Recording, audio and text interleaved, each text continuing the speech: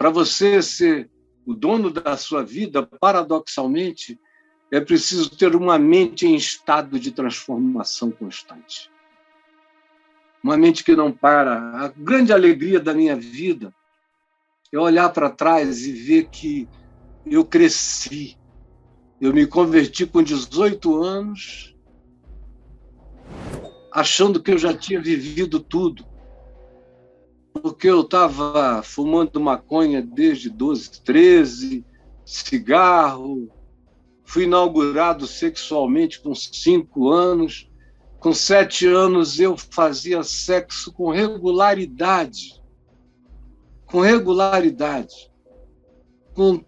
até com as menininhas virgens, mas que aceitavam um outro tipo de introdução, lá estava eu, todo dia, e descobri que, assim como eu ficara viciado, havia meninas da minha idade que ficavam viciadas em correr para trás de algum lugar e oferecer para você o que elas podiam oferecer. E aí eu não conseguia mais parar.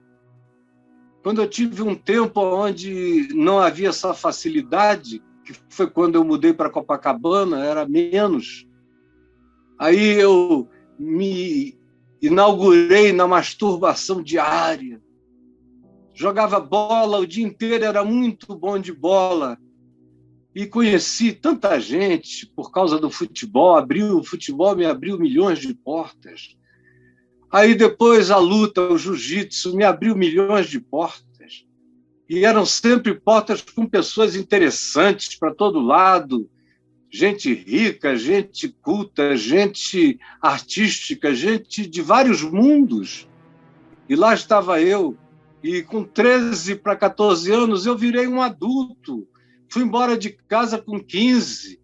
Vivi tudo que se podia viver. Às vezes eu conversava com pessoas de 50 anos que diziam: eu não vivi ainda 2% do que você já viveu com a sua idade. E eu achei que eu tinha conhecido tudo.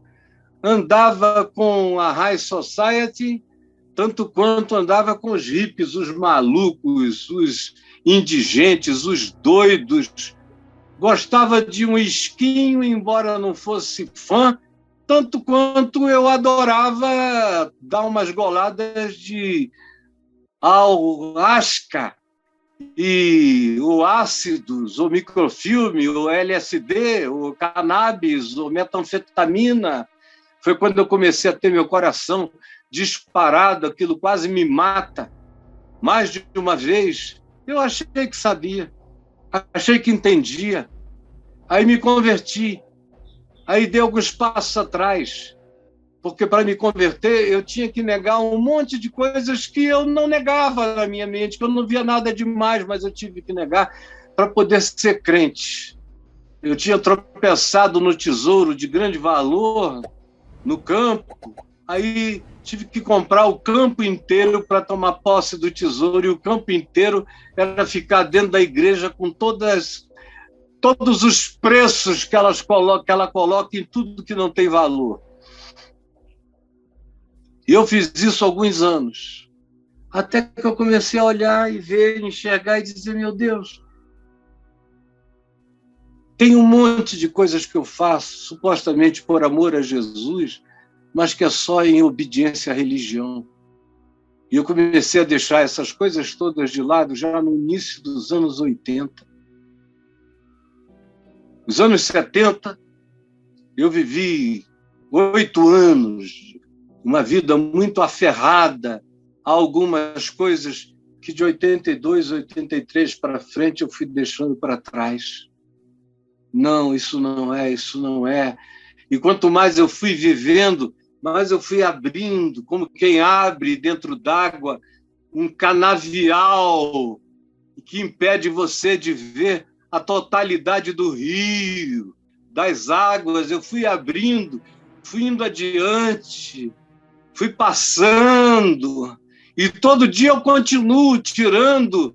Lá no Amazonas, esse capim grande que cresce se chama canarana. Fui tirando a canarana, que corta muito a gente também, para ir passando, entrando na água até avistar a lâmina d'água límpida para nadar na água pura do Evangelho do Reino de Deus. E todo dia eu cresço mais. Os meus filhos me forçaram a crescer. Meus netos me ensinam a crescer. As novas gerações demandam de mim compreensão, entendimento, discernimento, e eu não tenho tido medo de renovar a minha mente, de entender o século, de saber o que está acontecendo com a alma do meu próximo, para que a minha vida tenha alguma relevância, e ela só terá relevância para o mundo se eu for permanentemente um ser em estado metamorfósico. Como disse o Raul Seixas, uma metamorfose ambulante. É assim que é o Evangelho, é uma metamorfose ambulante, é uma mente em estado de transformação todo dia, que nunca se dá por arrependida, nunca se dá por metanoia inteira, está sempre em processo de mudança, de observação, de reinstalação no ser, de reconfiguração de algumas ideias, tudo em torno do fundamento do software radical, que é o Evangelho de Jesus, em torno do que todas as coisas têm que encontrar a sua transformação. As coisas é que têm que se conformar ao Evangelho, e não eu as coisas. Eu tenho que me deixar transformar. Eu não perdoava, tenho que aprender a perdoar.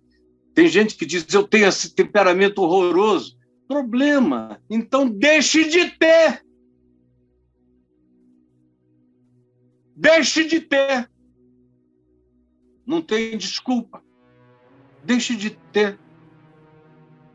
Eu também tinha vontade, às vezes, de quebrar todinho. Quebrei muita gente. Deixei de ter. A gente pode deixar de ter. Não há nada em nós que não possa ser mudado ou transformado. Se a gente colocar a mente, se a gente submeter o processo mental a essa transformação. Mas tem que haver essa disposição mental de abrir os pacotes e ver o que é e o que não é, o que é evangelho e o que é só regimento humano que aprisiona a vida.